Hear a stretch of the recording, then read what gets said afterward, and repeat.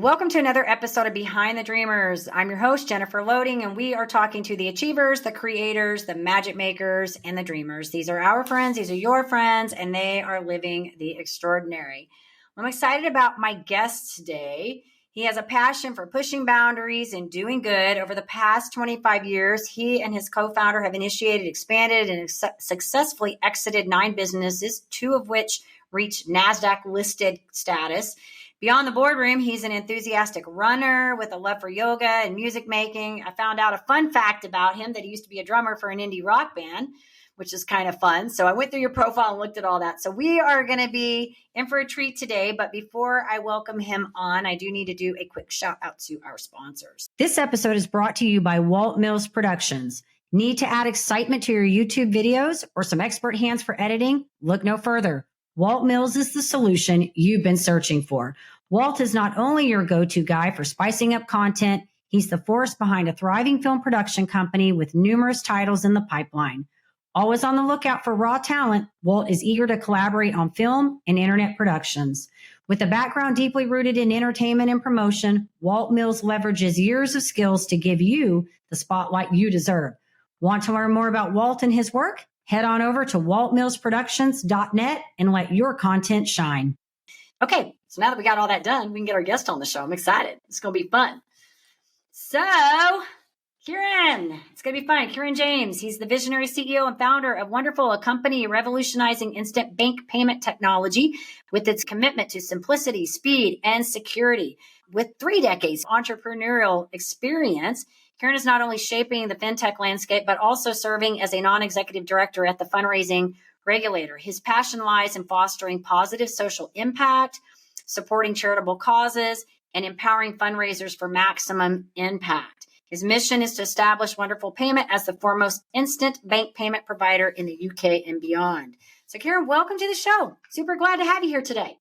Thank you for having me, Jennifer. My pleasure. It's going to be fun. I had to get all that out. It's like so much to talk about in the first few minutes of this podcast. Yeah, I feel like you've really set me up there now. I've got a lot to live up to, so fingers crossed. That's good. I know. I love these bios. I always have fun with them. And, we probably said this the other day. I love AI too, because it takes that content and it makes it all worded really well for me. So it makes my job easy. Before AI came out, I'd have to sit and I'd have to craft these bios up. And that's my favorite part really, is how do I showcase you guys and shine the light, right? Like, how do I make you look really good here? I would have fun creating these, but I would spend so much time trying to make sure I got the right words and I didn't mess this up. And now I'm like, copy, paste, put it in. Let's reword it the way Jennifer would say it a little bit. Change the words so they sound like Jennifer. We got it. We're good. Yeah, no, it's amazing. I mean, some of the advances in AI, we're using it for some of the support services on our website, and it frankly has saved us an absolute fortune in terms of time and resource. It's brilliant. Yeah, I'm with you. Sometimes it's just good because you got you'll have the message, but you don't quite have the vernacular, right? Like, you just don't quite have the wording, and it can help you with that, just that little bit of that wording. So exactly. All right. Well, I'm excited. Let's talk about what you got going on. So let's talk about, first of all, Wonderful. Let's talk about what this is so our audience knows what it is that you're doing here.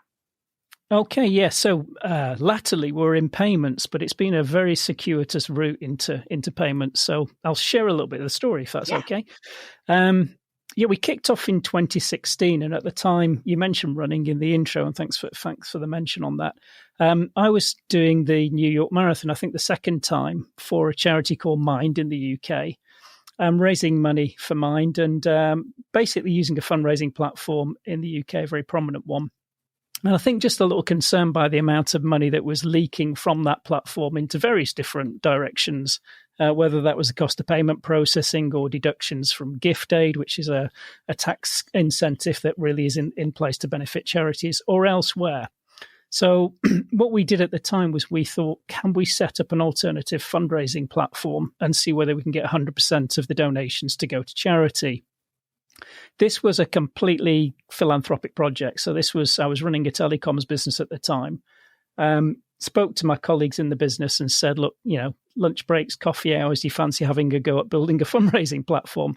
Odd thing to suggest, but they loved it. Everyone got really excited about it, I think, because it was tech for good in a genuine sense. So we set about building this platform. And then essentially what happened was it took us a little while to get the charities to understand that our motivations were entirely philanthropic. They were a little nervous about getting on board.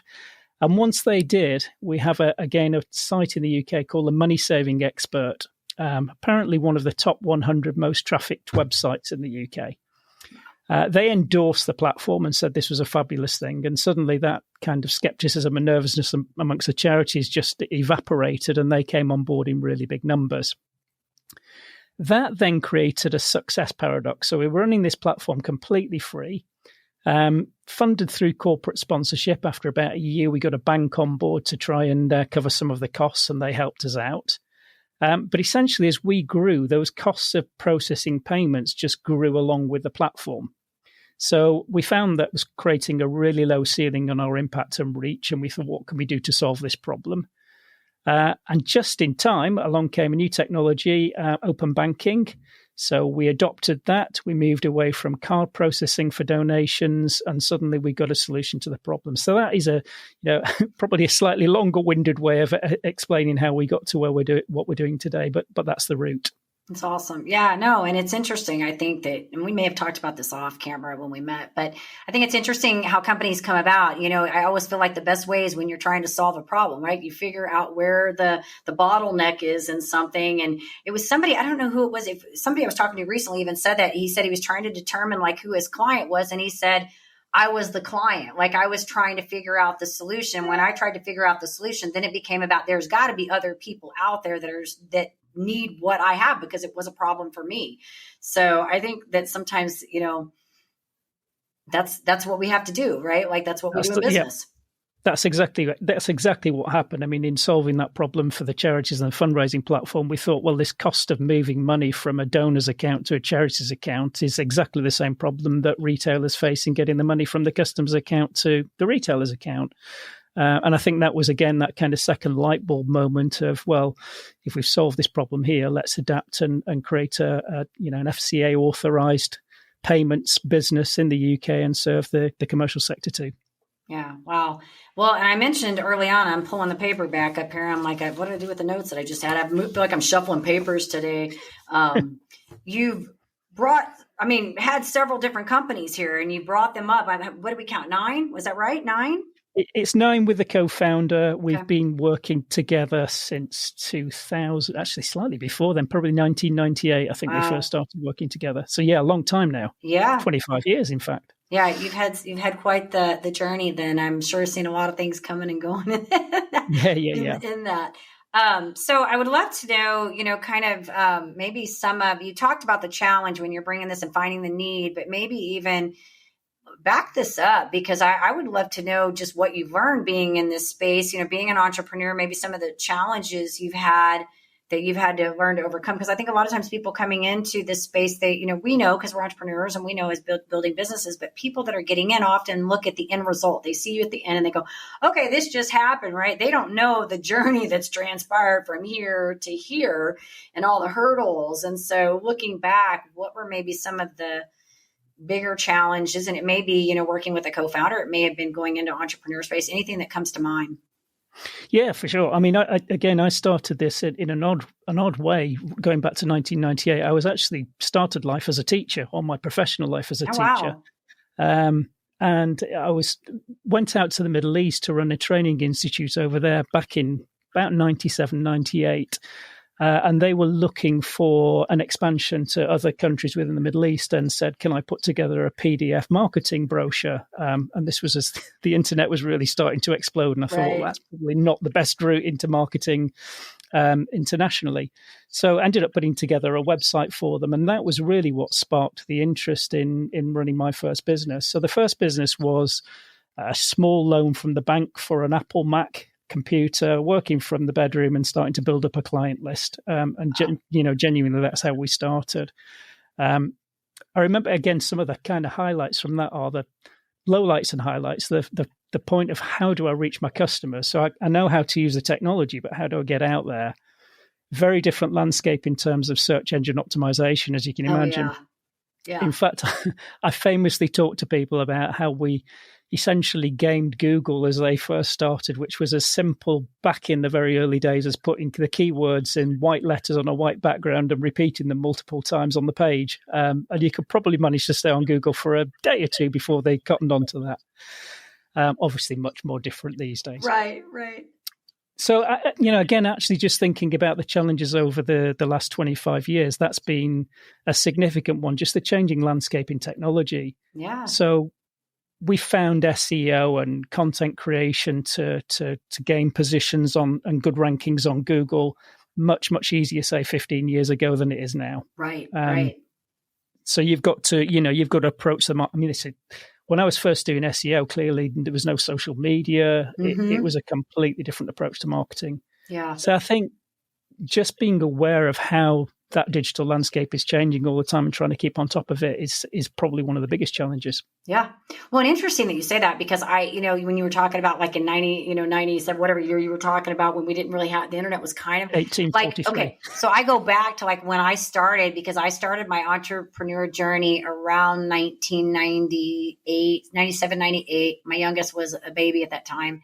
And I went into Mary Kay at that time, network marketing space, and I shared with you, I was with them for 22 years. But back then, I mean, agreements, when we would have people come in, we would have to fill them out. And I was in Houston at the time, Houston, Texas. The corporate office was in Dallas. So you're talking a good 4 hour drive to transport. We would have to get things in at the end of the month, and we would have to fill these applications out. And we'd have to get a director to take all the applications and hurry up and drive them, like drive to Dallas to drop them off, We didn't have all this submit online thing. And even when you mentioned, how do you attract your market? I remember actually making cold calls, like actually getting a list of people in the area and calling people. I couldn't even imagine really doing that now, like doing that kind of a way of building, because it would, like, can you even get phone numbers? I don't even know. I mean, I guess maybe you can, but I bought list leads, since this time, and it's hard to get all that information anymore. Like back then you had everybody's home phone because people had landlines and you could call the landline. We didn't call cells, So you're right. It has changed so much. And for those of us that have been in long enough, whatever industry we're in, right, as entrepreneurs, business owners, we've had to sort of evolve the way we conduct our own businesses. Even like when COVID came around, we had to evolve again, right? Completely. I mean, in terms of that evolution, one of the stats that I heard recently is kind of dwell time on homepages is down to 18 seconds. The time talking about the forms and so on and filling those in, one of the early businesses after the web design was doing company formation. So again, I think probably 99, we were the first online company formation agent. And that form, I think about people's attention span now online. It was literally the form to create a company was all the directors, all of their addresses, all of the dates of birth, registered office. And it was literally one form. It wasn't going through several screens. It was one form. So you either completed it or you started again.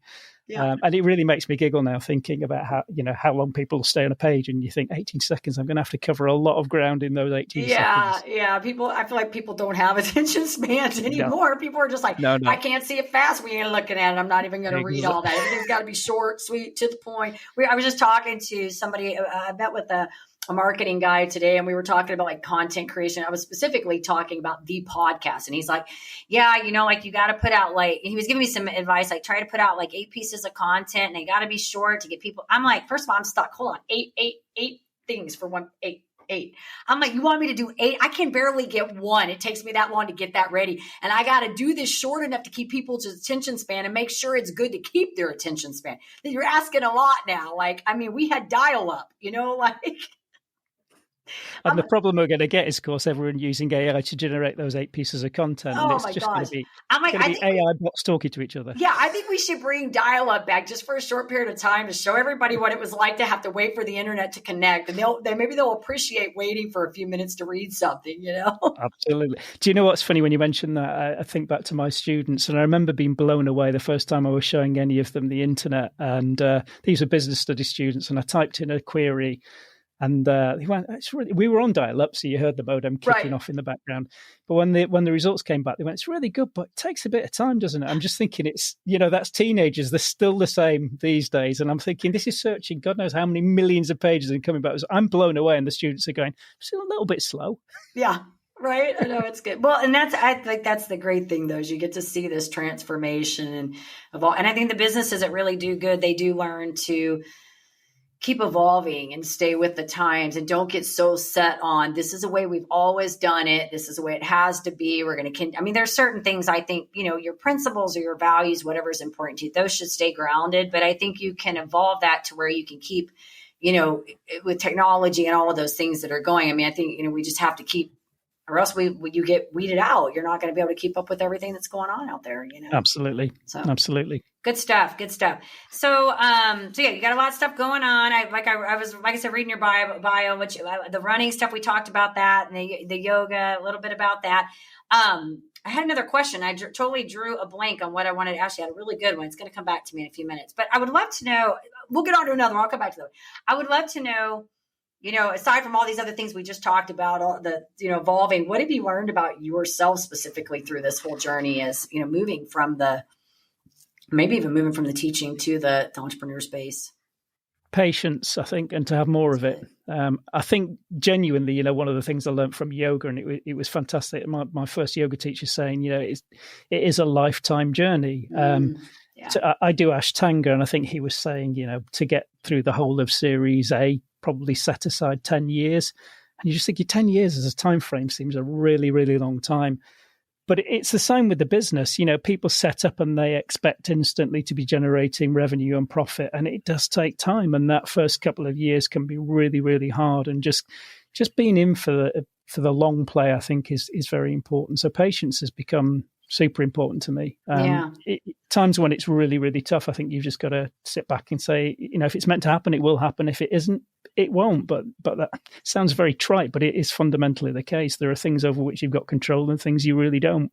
Yeah, no. And I think that even goes along. I think we can extend on that and even saying just really learning also how to relish in the moment of the things that are going on, right? Like finding some wins in those things that are happening so that it makes that patience a little bit easier. I mean, patience is something, you do have to work on it, right? Like not everybody's just born going, okay, I'm patient, especially I think with achievers, because I think we're so driven to succeed all the time that it's hard to go, like I'm not seeing it happening. And, like in all areas. I mean, I still do that even, as a coach, and I'm telling people, I'll get up some days and I'm like, okay, I've had it. Like, this is not doing what I want it to do. And I put in all this energy and I'm like, okay. And then usually when that happens, I have to just say, I need a break. I need to pause for a few minutes.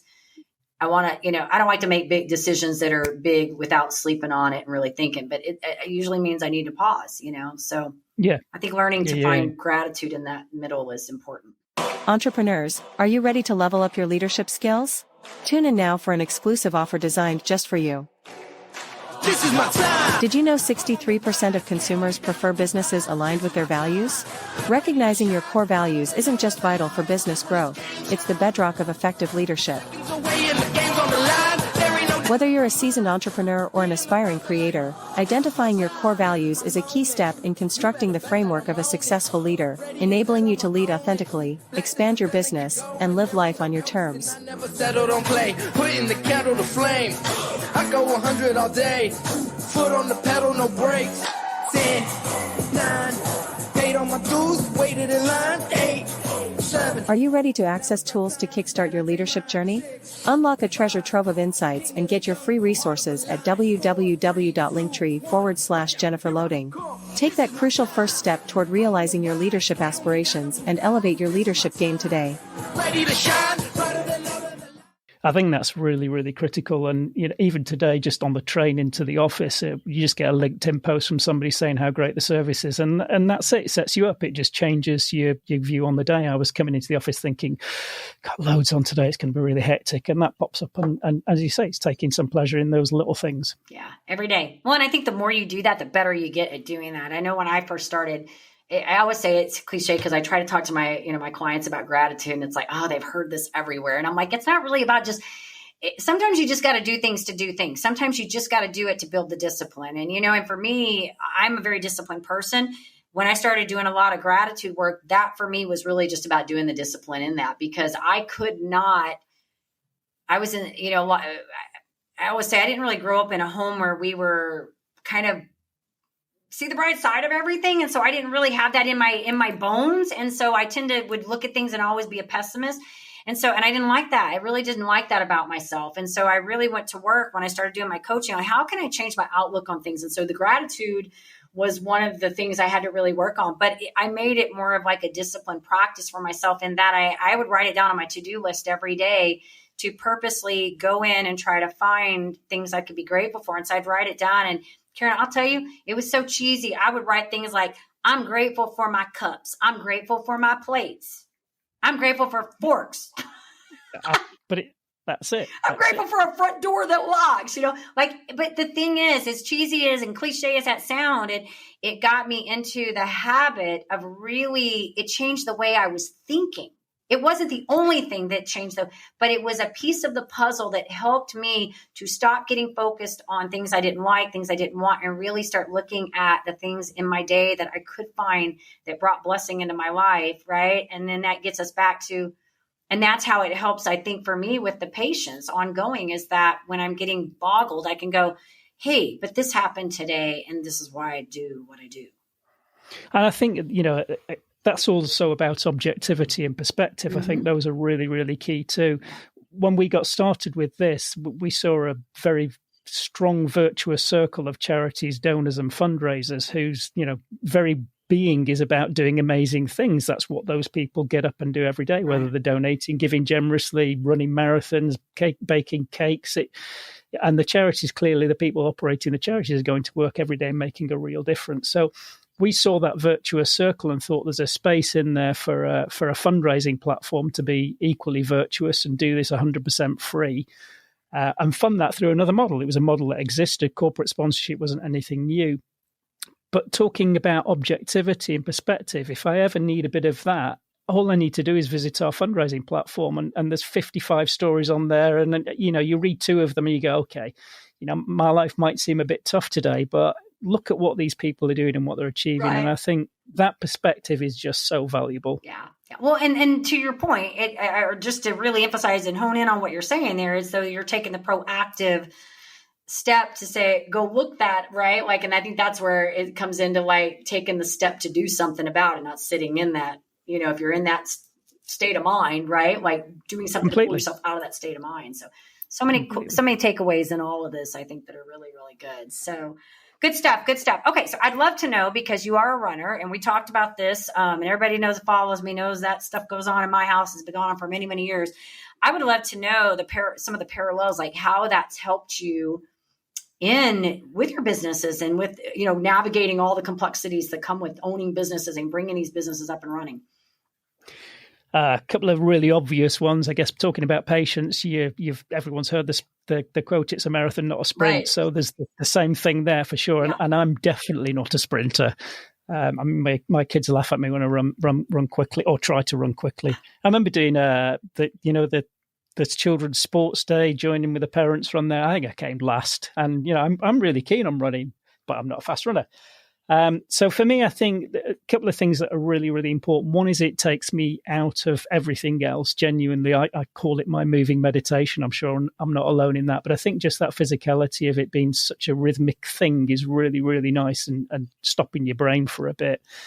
But then ironically or paradoxically, a lot of the problems that I solve in the business are solved out on a run, because it is giving your mind that space to stop thinking and actually start thinking, if that makes any sense at all. But by not consciously dwelling on something, I think often the solutions come to you because you're not fixated. Right. So I think the perseverance, done a couple of marathons. I'm certainly not an ultra runner, and I've not done dozens and dozens of them, but just starting that and knowing that there's no option other than finishing it, at least in your own mind, is a really good metaphor for business as well. This is it. It's non-negotiable. The gun's gone off, and I'm not going to stop until I get to the finish line. You got to get to the finish line, right? You can't sit down in the middle of the race. Exactly. And again, just going back, it doesn't really matter how long it takes to get there. You're going to get there. So I think that's been really, really important. Yeah, that's good too. And I think too, I don't know, you probably feel this way from the runner perspective, that because you kind of said, the mindset of you got to finish. I think it is all mindset, right? Because I've told this story several times about how like we would run like multiple races on a weekend. We might do a half marathon on Saturday and turn around and do another one on Sunday. Or my husband's done like 4 marathons consecutively over 4 days, over like a holiday weekend. Crazy. I know. That's 100 miles. There you go. You just broke it up. But there would be times like we'd go run like a half, and then I'd get up the next day and have to go run like a 5K. And I'd be like, I can't do this. Like, I just can't, but I got to finish. I got to get to the end. Right. And then there'd be other days I'm like, I got this. Like, I've got a marathon, I've got a half marathon. I'm going to go run the next one next day. And I'm like, got it. Right.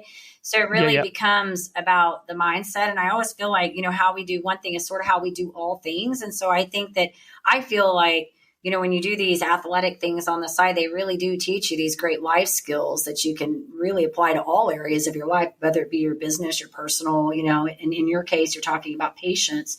Learning that you got to get to the finish line, however long it takes you there. And if you can carry that same mindset into what you're doing in your business, we're going to take it there. Whatever it takes to get it there, we're going to do it. And again, circling back to what we started talking about in that changing landscapes that we're operating in, I'm getting older, so my personal bests are behind me in terms of time, but you just set different personal bests. It's how many miles or whatever it might be, how many days a week am I going to run? There's always a new personal best. So it's adapting to changing circumstances too. Yeah, that's good. All right, another question real quick. I'd love to know, and this is my favorite question. I've been asking everybody. It's fun because it's always I get kind of the same thing, just different verbiage around it. I'd love to know, in your mind or in your words, what do you feel like is success for you? What does that look like? Wow. I'm going to probably misquote Steve Jobs. That's all good. It'll be close enough. It'll be close enough. But I mean, he actually used the word wonderful in the quote that I'm about to use as well. So that was quite nice.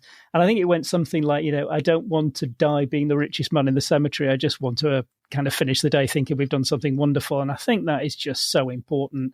It sounds very grandiose, but genuinely, I think when we finish the day, today, for example, we've just rolled out one of the services completely free of charge to charities. That feels like a great day for me because there's something that they can use that's going to cost them nothing and helps them generate more revenue. Okay. So we won't earn anything from that. We will certainly, in terms of, I guess kudos is probably the wrong word, but in terms of our reputation, it's great for us. Yeah. But I think much more than that, it's just about thinking, well, that might make a difference. So I think that's the most important thing. I love it. And I feel like, I've had several recordings I've done today. I feel like we all sort of kind of say the same thing. We just have a different way of expressing. But I think it always ends up coming back to, making impact and being able to do what we love and do it on our terms, so to speak, right? Completely. Like making our day what we want it to be. I love it because I just feel like that question, it really gets to the center of what is this for you? Because other people are listening to this and they're like, why do these people do what they do? Really. And that's what we try to show on this show is like, why do people do the things that they do and what's moving them to go forward? So really good stuff. Okay, well, this has been awesome. You're doing cool things. I love it. I like that you're doing your workouts and getting all the good stuff in over there because I think that is an important part to our well-being. It keeps us all together, and makes all this other stuff in life so much easier. But I'd love to ask you a couple fun questions because I know you're a drummer and you got all these other cool things you've done. So that being first, indie rock band. So I'd love to know where you guys played. Like, were y'all in these little small gigs? Did y'all get to travel? Tell me a little bit about that real quick. Tell you what, my proudest moment, actually, funnily enough, we were watching a documentary about Blondie coming to England and conquering England, which was on the BBC the last couple of weeks. And it was seeing a couple of the venues come up on that documentary that everyone's played. And I'm really proud to say we played at the Marquee in London and we played at Dingwalls in London. So they're really great venues. Very cool. Funnily enough, the band I was in was a bit of a Blondie sound-alike, though the singer and guitarist would kill me for saying that because they hated any references to it. But it kind of was. We had a girl singer, guitar, bass, drums, and very much that kind of scene.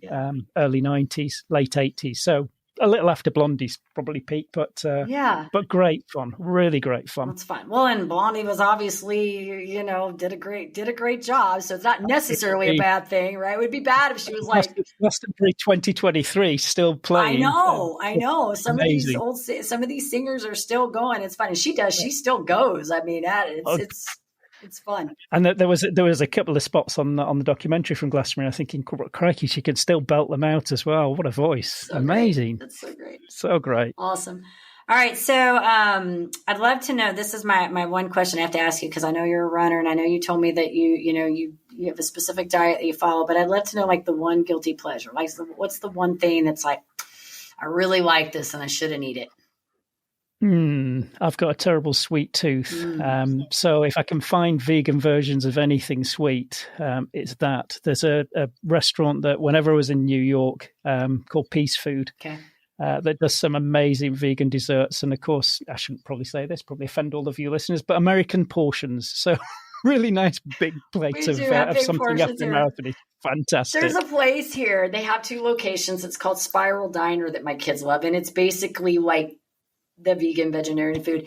So when we do Thanksgiving, we have to kind of do potluck because I got one kid vegetarian, one's vegan, the other one's not. We're not. So we do sort of a potluck, but they always come over and they'll have like, they brought their, they had a pumpkin pie from the Spiral Diner, and they had, but then this is my daughter's husband. He'll make some food too, but they love this Spiral Diner. Like it's like an old school diner, like the diner you see, but it's got like desserts in the diner thing, and they make food and stuff. And my son, it's not close to our house. And every time his birthday rolls around, he's like, I want to go to the Spiral Diner. That's the one that eats meat, but he wants to go to the Spiral Diner. And I'm like, it's not even by our house, So anyways, you probably would like it. Yep, sounds good. No, I mean the Peace Food, I think they do a crumble over there, like a apple crumble or a raspberry crumble. It's just fantastic, particularly after a marathon. Yeah, highly recommend. Yeah, that's good. I like pie. I'm a big cherry pie. That's my favorite, cherry pie with ice cream. I like it. I don't eat it very often, sounds but good. That's fine. All right. I'd love to know maybe a book. Do you have a book that had kind of maybe a profound effect on you? Something you remember reading that was like, that's the one. Everything by Murakami, essentially. Haruki Murakami, a big fan. Yeah. Dance, Dance, Dance, I think was the first one that I read. I don't know. I just love his writing. There's so many times that I'll just go back to the beginning of a paragraph and reread a sentence. I think that it's just exquisitely written. So, no, I really, really love Murakami. Very cool. Okay, one last question I want to ask you, because I know you have your routine. I would love to know, are you a morning workout or afternoon workout? When do you do your workouts? That's changed again. Funny how life changes. There was a time when I could never run in the morning. I absolutely hated it. It was just the worst thing for me. And now, bizarrely, I tend to run before breakfast. Yep. And yoga in the evenings, which, again, for any Ashtanga, they will howl if they hear that, because it's you're supposed to do it the other way around, Ashtanga in the morning and anything else later. That's good. And you know what? I used to be like that too. I was not a morning person, so everything I'd have to do, it would be reverse. And now, like, I have to get my workout done. I don't do it necessarily before breakfast, because we do walk dogs and all that, and then I do get my workout in. But interestingly, I read this book. It's called The Power of When. It's by the sleep doctor. And he talks about how we operate off circadian rhythm. And it's funny because I'm a lion. And so my circadian rhythm, it says basically I should work out at like 5 o'clock in the afternoon, because that's when I have kind of my sinking spell. Okay. But here's the thing. When I'm dressed, I'm dressed. I'm not going to get up, get dressed, and then go work out and have to get dressed again. And I'm like, no, that's 5 o'clock in the afternoon. Like, I got networking. I got things. We're not doing all that. It's just doing in the morning. So no. I like my morning. I get it done. I knock it out, and it's over. I think one of the handy hints for morning runs that I read a while ago in a runner's magazine was get everything laid out by the side of the bed, so there's no excuse. You can't do that. Oh, I've got to go and find this, and I've got to go and find that. I'll just get back into bed. Yeah. So if your trainers and your shorts are there by the bed, you step into them and out you go. Just go. That's good. That's good. But I don't sense that you have that problem getting out the door. You've been doing it for a long time now. It's like I was telling somebody, maybe it was on the previous, I told him, I said, like, I don't know about you, but it's got to be. For me, exercise is really not negotiable. So I don't have that. I really have to tell myself not to do it. Like, I have to tell myself sometimes just take a day off. I'm tired. I need to rest. Like, I'm physically tired. But I will tell you, I got a new watch, a new Garmin. And this one's pretty nice because it's a coach. I like it. The darn thing will tell me, like, every time I go run, and I told you the other day when we were off, I don't really run that long anymore. So I might go out and do like 4 or 5 miles. It will tell me, it'll come back and it'll be like, you need 30 hours of recovery. So I'll be like, okay, I guess I better tell myself we're going to take a day off tomorrow and rest. We need to rest. The problem is I don't agree with Garmin's recovery times. I think they're really overstated. They're a really lovely excuse to take the week off. I'm not good at following. That's my point. But I do look at it sometimes. Ignore it. I've finished a yoga practice once, and it said, right, okay, 72 hours until the next did one. it? Oh my goodness. And I think it might have even been a restorative practice. So I was kind of. Yeah, the only time I've seen it do that is when I've done a longer run. It hasn't done it when I've done like 2 or 3 miles, or if I do my regular work. It only does that every time I go above 4 and up. It'll come back and it'll be like, you need to rest. But like you, I don't really pay attention. I'm making kind of a joke about it because I think it's funny because it'll tell me, it'll come up, you need 72 hours of recovery. I'm like, that's 5 days. I'm not resting that long. Who can take off? I'm going to be a vegetable in 5 days, but I think it's funny. So my point to that is that every now and then I have to physically tell myself, you're tired today, Jennifer, just take a breather. You know what I mean? Like breathe. I had somebody stop in front of me on the King's Road in Chelsea when I was running to the office the other week, and they just pulled up sharp in front of me. I ended up tearing a muscle in my calf, stopping to avoid running into them. So now my Garmin is saying I am detraining because I've not been able to run for a couple of weeks now, which is killing me. But my watch is really beating me up about it. It says, you're detraining. I'm thinking, I'm not. I'm injured. Leave me alone. I know. Mine does tell me to move. It'll say, get up and move. I'm like, will you stop being bossy? Exactly. I love it. Well, this has been fun, Karen. If our audience wants to get in touch with you, maybe they want to learn a little bit more about your payment processing and what you've got going on running. I don't know. Maybe they want to figure something out. Where would we like to send them? Simplest place is wonderful.co.uk. So very easy domain name to remember. And the charity fundraising platform is at wonderful.org. Okay. You can tell I've been in the web business and domain name registration for a long time. It's all good. It's all, whatever works. Hey, right? It's easy to remember and easy to get to, right? That's it works. It works. So great. Well, we'll make sure when we get this done and we get all the bells and whistles on there, we'll get the websites in there too, so people know where to find you and stuff. So it's been fun. Thank you for sharing with us and great. Telling us a little bit about your journey. And yeah, you're doing awesome stuff. No, my pleasure. Thanks again. Really, really grateful for the opportunity. Lovely to meet you. We do want to say to our audience, of course, if you enjoy the show, please be sure you give us a rating over at Apple. Check us out on YouTube. You can hit that subscribe button. And as I always say, in order to live the extraordinary, you must start. And every start begins with a decision. You guys take care, be safe, be kind to one another, and we will see you next time.